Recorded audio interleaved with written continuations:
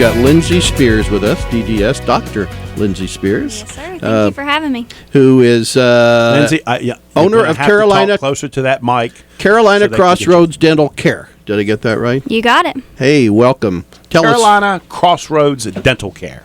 Yes, sir. Thank you for having me on. Great so to have much. you. Sounds like you're from the South. Just a little ways down the road. I'm from Lenore. All right, all right. Let me just tell you this. I did a little bit of research on you, and your website is great. Thank you. It really is a wonderful website. I encourage people to go to the website. So let's start with that. Go ahead and tell people what your website is. Our website is www.carolinacrossroadsdentalcare.com. It's our exact name. Go ahead and say it one more time. carolinacrossroadsdentalcare.com. Now let's talk about how you got into this. So it's not something that you just wake up one day and decide to do. It's something you got to plan for. You know, everybody's a little bit different. I have some friends who they literally did have a dream and a dream in their sleep, not a dream as a child or anything, and woke up and decided I'm going to go to dental school. But my dream started at about 6 years old. I had a really good experience at the dental office, and really good role model was a hygienist of mine, and I decided, I want to be the dentist, and I thought she was the dentist, so I just had it in my mind. That's what I wanted to be, and I grew up and kind of realized that she was the hygienist, not quite the dentist, but I then was like, well, do I want to be a hygienist? And so I actually went to hygiene school first and got my hygiene license and worked as a hygienist all through dental school. So kind of stepping stones on the way to a dentist, but yeah, you kind of you know what you want to do, and you can accomplish it. Let's talk. I actually work with some dentists, and I realize that it is a business, and it's sort of catches up with you in a way that it's not what you thought you were going to be doing with a lot of your time. Right. Talk a little bit about that, Yeah. because very few small business people see professionals like you as a small business person, but that would be a mistake. Yeah. So talk a little bit about the business I don't think you could have side worded of the that any dentist. better. When I went to dental school, I just wanted to be a dentist. I just wanted to do the clinical art aspect of it, and that's still my absolute favorite part of it. But now, as a business owner, I spend a lot of time doing administrative work, HR, PR, everything you need to be doing as a business owner, which you don't really learn in dental school. There's no real core curriculum on that. Yeah, as Joe and I both know, that's a challenge, particularly for professionals. I mean, You've got to be working to make the money, but yet someone's got to oversee the work. Exactly. But, Exactly. Now, another interesting part of your business, as I understand it, is that you took the route of buying an existing business. I did. Was it from a retiring dentist? Is that? It sure was. It's Dr. Rudy Ketchy. He was in Statesville for 40 years. That's different. Mm-hmm. That's different. Well, how did you find that? What were the good things and what were the bad things about that? I think it was the best path for me. I worked in North Wilkesboro for 2 years with 4 other dentists at a public health practice, Wilkes Public Health Dental Clinic, and I enjoyed it a lot. I think you come to a point where you say, am I supposed to be here forever, or am I supposed to find my niche? And my husband was working in Kannapolis, so it was quite a drive for both of us. So I decided to find somewhere a little more local. Started talking to some of my friends in the dental field, and a great friend of mine, Ron Warren, with Atlanta Dental, who's a vendor of ours. He knew he had been with Dr. Ketchy for over 20 years and said, he's ready to retire. I want you to see this practice. I want you to meet everybody. I went to breakfast with the 5 girls that worked there, just fell in love with them. We just clicked right off the bat. I knew it was where I was supposed to be.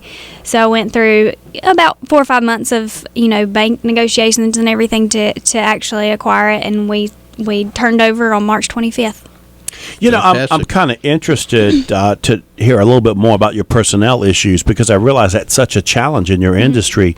So these people that are with you now, were they with you at the beginning of this, or did you have to handpick some of these people? Absolutely. Kind of like you early, Nana Boo Boo. I just hit the jackpot. My staff could not be any more perfect. Right. I hate to be like that, but because I know, and they were already there. And I've been in a practice and multiple practices as a hygienist where the dentist is battling, the staff all the time. It's high turnover, and it's very difficult to keep a core group of people who have the same mindset that you do about your work and the love for it and the concern for the patients. I met these ladies and I was sold on this practice because they just click all together.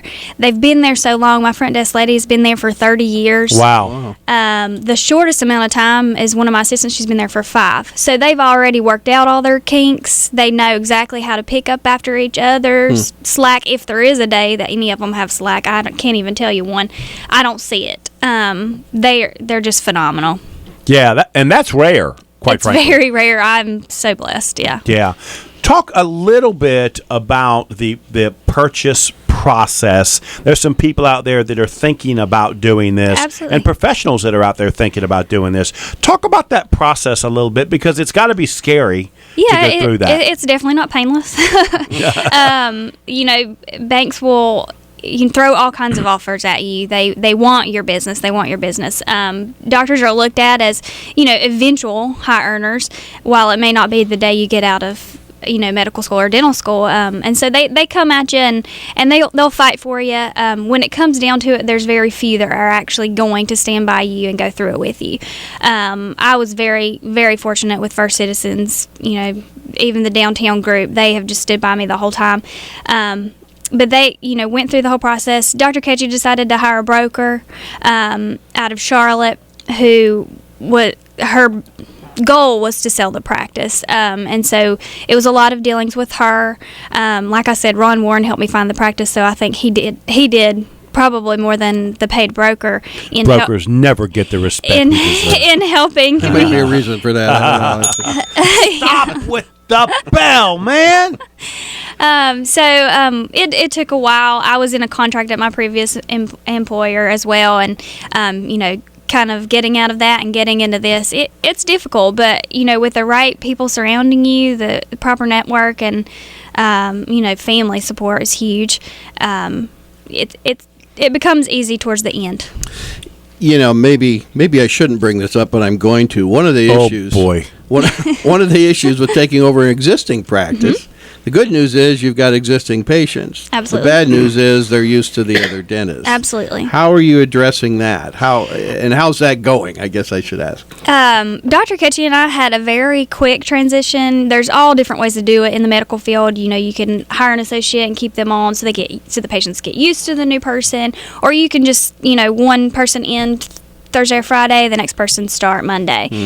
He was there with me for about 2 weeks, and there were some concerns from patients. Our office is small. You can hear anything and everything in there, and you would hear a patient every now and then say, she seems awfully young, or are you sure about this? And he was just such a great support, and he said, she's 28 years old. I was 28 when I bought this practice, and it just kind of nipped it in the bud. And what's been beneficial about that is he talked to the ones who were questioning leaving and finding somewhere else to go. Not only did he get them to stay, but they spread the word that Dr. Ketchy's got confidence in her. He's been doing this for over 40 years. He must know something. Amen to him to do that for you. He was such a support, and clearly this practice was his baby. He wants it to flourish just as bad as I do. And to keep your existing team and have them be a good team, Absolutely. I'm sure helps a lot too. Let's talk about the next challenge. You bought the business. Sounds like you had a great transition with the past owner, and now you have to increase the business because you can't afford to pay for it and keep the volume the same. People don't understand that you have to increase the volume to pay for, which essentially is the equity and the value and the goodwill that the last owner had. Absolutely. So how are you doing that? What kind of marketing are you doing? Because it's got to be new to them, because clearly he wasn't in a growth mode at the time. So talk a little bit about that. Yeah, when I purchased the practice, it was actually on a slow decline, just simply because he had reached retirement age, economy crashed. It, might should have got out before then. luckily he didn't. He waited on me. And so once he finally got out, it was kind of, in the downside of the practice. So they were working maybe 2.5 days. And so as soon as I got in there, we expanded to 4, which was difficult because, you're paying staff to be there for 4 days, and we don't have 4 full days scheduled. So we've really delved into the marketing pretty hard. Our website, for instance, was one of the biggest things.